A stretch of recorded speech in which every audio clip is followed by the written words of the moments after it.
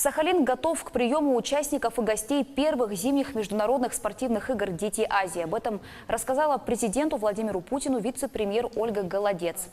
В ходе совещания с членами правительства впервые в Южно-Сахалинске эти соревнования будут зимними, и они фактически открывают новую повестку для проведения детских спортивных соревнований, отметила Голодец.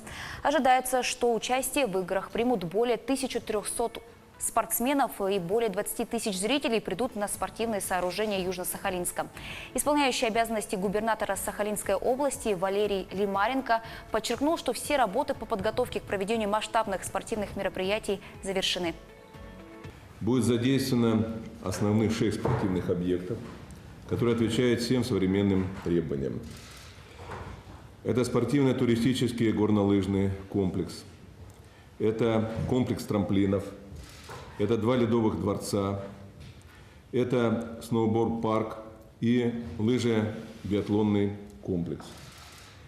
Эти объекты готовы для того, чтобы встретить спортсменов, судей, тренеров, прочих специалистов из 20 стран мира. Безусловно, очень важная позиция – это безопасность.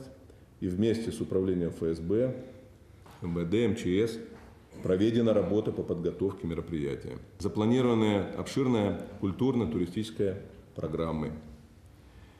Хочу доложить о том, что Сахалин готов к приему спортсменов и гостей.